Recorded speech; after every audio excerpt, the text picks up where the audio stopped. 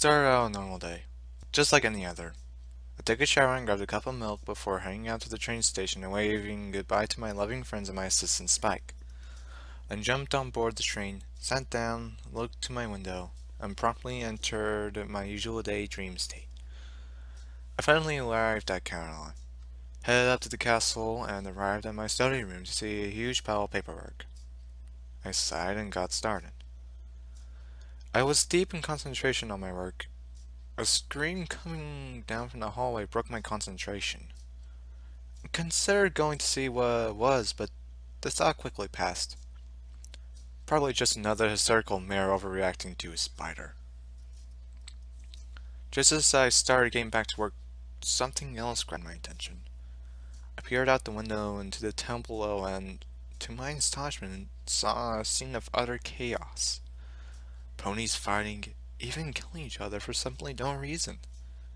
By this time, some of my co-workers had gone up their stations and joined me in staring out the window.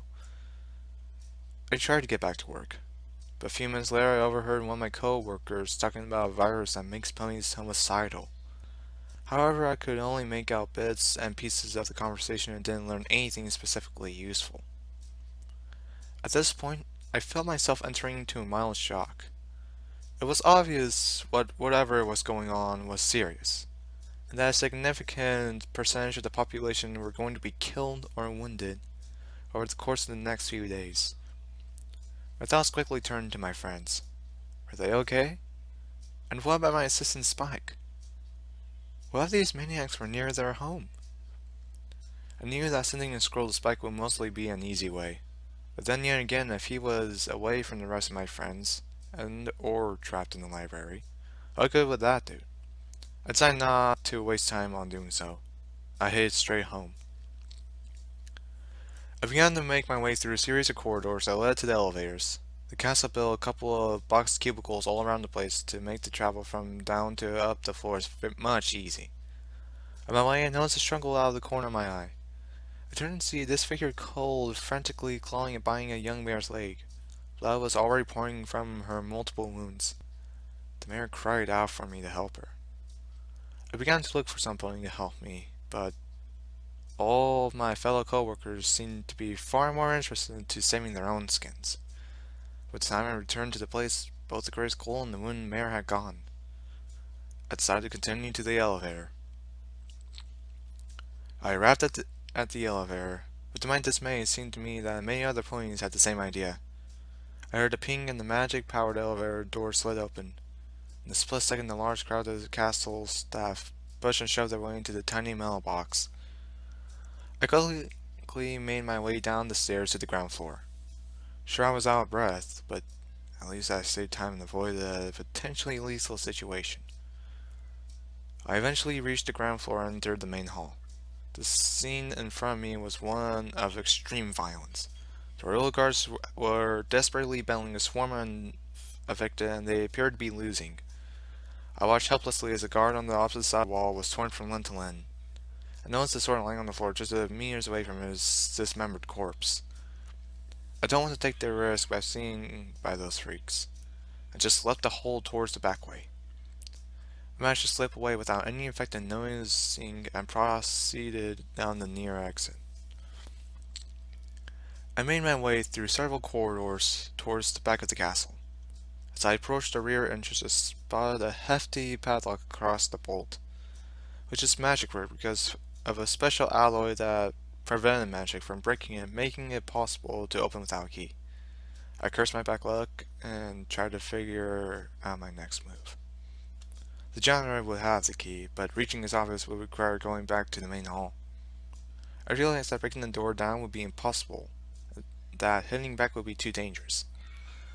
I would use my teleporting ability to get out of here as quickly as possible, but I might risk of popping in a huge mob of those things outside or in other out-of-sight places, so I must play safe in order for me to get out unharmed, so I set out searching for another exit. I remember there was a small window in the female bathroom just a few doors down the corridor. I arrived at the bathroom door and pushed it open. Suddenly I heard a bestial roar coming down from the corridor.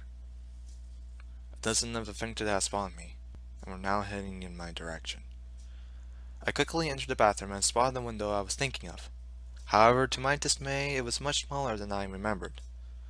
I thought it would probably fit, but I knew it was going to be a trickier maneuver. Not wanting to waste my time, I set about trying to squeeze through the window. A few awkward moments, and a lot of pain later, I managed to force my way into the side of the castle and dropped on the courtyard, escaping the infected with only a few seconds to spare. With one heavy thud, I ended up in the ground a few inches to the window where I escaped from. Looked down to the quiet back mountain pass towards Ponyville behind the castle as I decided what to do next. Eventually I came to the conclusion that my best bet was to head to the main road towards town and get a car to ride down the mountain. Then again, I might as well pull it myself, which could waste potential time. I also thought about the bridge pathway beside the castle, but it wasn't used even once and it might be already crooked due to lack of maintenance. It was supposed to be just an emergency exit for the runs if we were attacked by something. I thought to myself, this was a potential attack. I eventually took the path and jogged along the way for several minutes before I stopped to catch my breath. I looked up briefly and saw a little filly wandering aimlessly on the other side of the pathway. I wondered to myself, how did she ever find this secret pathway? I called out to the filly. She slowly turned towards me before looking up, letting a ghastly scream and charging towards me. My instincts told me that she was infected, and I immediately began to run in the opposite direction. Luckily, her legs simply weren't long enough to keep pace with me. Within a couple of minutes, she had already lost my scent. I was in shock and utter terror, not knowing that a filly would become one of them. I was back to where I started from, but that soon changed as I quickly saw some infected who caught my scent as well. Several more infected saw me running back here and was now charging towards me. My best bet was with the lone affected. With one burst of courage, I immediately charged back to the young one, and with a quick buck of my hind legs, I pushed her away just in time to jump towards the other side of the bridge and cut the ropes in order for the other affected not to cross. I watched as the young filly drops down to the ridge and got impaled by the rocks below. I eventually arrived at the main road. As I suspected, the scene wasn't pretty. In every direction I could see either ponies trying to fight or flee from the numerous infected, and the array of dismembered corpses already littered the ground. I suddenly felt nauseous, and within a few moments I was vomiting my breakfast all over the ground. I wiped my mouth with my hoods and looked up to see a train heading to the Canterlot station, the same one I usually took home. There appeared to be a lot of ponies on board already, but I thought I might be able to squeeze in. Then, yet again, I realized that getting on the crowded train probably wasn't a good idea. If some pony on board were infected, then there would have been no escape. So I continued down the road and noticed several groups of ponies. Just across the road, a group of colts with magic pipes that can shoot magical bullets were having fun shooting the zombies rather than trying to escape. Am I right? I saw a group of teenage ponies armed with a variety of makeshift melee weapons. A few meters from where I was standing, a nurse and a soldier were helping a wounded stallion, and I glanced over my shoulder. I saw a group of survivors from the castle heading in the same direction. I decided that it was probably best to team up with the other survivors. I began to think who I was going with. I first thought it was the ponies with the magic pipes. Then yet again, the magic in those pipes were limited, and if it were to run out, we were all sane ducks. Then there were those teenage ponies, who have a very stable and impressive weaponry selections.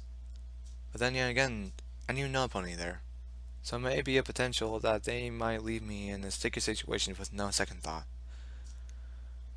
Then there's the nurse, soldier, and the wounded stallion. But he was a potential live bait that may attract infected to us. My best choice was my coworkers. At least I know those ponies. So I trotted over to my coworkers. They seemed happy to see me. I told the group that I thought we should try to find some transportation and get back out of Canterlot and to Ponyville. One of them suggested we go to the storage area, where the scientists and scholars in Canterlot are creating new kinds of transportation. Non-pony operate just located further down the path. We quickly to our strategy and made our way back to this Canterlot storage facility. As we approached the storage area, we noticed a few infected wandering idly around the entrance. There was no real way to avoid them. One suggested we could use a decoy to lure them away and for the others to go in. But the question now is, who? With much debate and discussions later, I eventually volunteered to do so. I began making much noise as I could, running in circles around the infected. My plan worked. They began to follow me away from the entrance. The others swiftly entered the storage facility and began searching for a suitable vehicle. I was glad they made it inside, but I was still in serious danger. I further led them away from the storage facility and quickly teleported from one place after another, knowing that I already saw where I was going to pop up and eventually caught up with the others. But I promised myself I'd never volunteer to be live bait again. Inside the building, several not-seen vehicles were displayed in various experimental cages. Inside one of the cage were 4 scooters, just like the one Scootaloo used to ride around Ponyville, but with a strange mechanical motor on its flank, making it to move around without using a Pegasus' wings. Near us was a large carriage made of metal and it was the very same motor, a flat-looking carriage, and another of what seemed to be a tank. I quickly suggested the tank and the others quickly agreed. Having the heavy exterior of the thing and the potential of capturing many of the affected along the way, the tank was the most obvious choice. The tank is made up with a spacious inside, with a wheel to steer the thing to where it was going. There are 4 wheels and a heavy kind of bumper to its front and back. There is also a slot for a pony to amplify the magic and use it as a full blast cannon, 5 times powerful than the regular unicorn blast magic. We approached the drape and peered inside. To our dismay, we saw a pair of infected inside, desperately clawing on the windows in an attempt to escape. I made a suggestion to the others from other form of transportation, but the others didn't listen. They really wanted that tank, and the few zombies weren't going to stand in their way. The others immediately flung open the doors and were trying to drag the zombies out. However, they were having a serious trouble, and it seemed like they must be likely end up dead if I didn't intervene. I tried once more to convince them to leave the tank and go with me to the other vehicles, but they still wouldn't listen. I headed over to the scooters and didn't look back.